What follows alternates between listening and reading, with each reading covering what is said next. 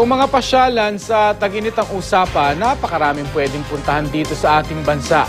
Nariyan ang ecotourism site sa New Corellia, Davao del Norte at San June sa Paway, Ilocos Norte. Ang tanong, pasok naman kaya ito sa budget?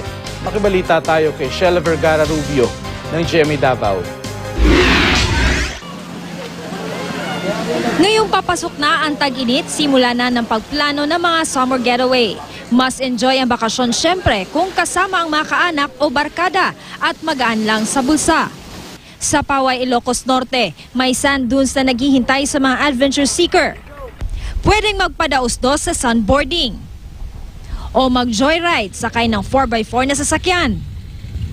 2,500 pesos ang bayad kada oras sa mga ito na pwedeng paghati-hatian ng grupo. 1,500 pesos naman kung kalahating oras lang. 30 minutes lang ang layo ng lugar mula sa sentro ng Lawag. 10 hanggang 12 oras naman mula sa Metro Manila sakay ng bus. Mararating ang kakaibang hotel na ito sa Luna, La Union. Nasa gitna ito ng palaisdaan kung saan pwedeng mamangka at mamingwit ng isdang ihahanda sa hapagkainan. May swimming pool din sa lugar.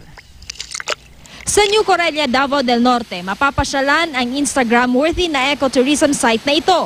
Makikita sa Panas Inland Resort ang ipinagmamalaking waterfalls. Makikita rin ang iba't ibang rock formation. At kung gustong magtagal sa lugar, may mga marerentahang tulugan at cottage. Meron din doong adult at kiddie pool.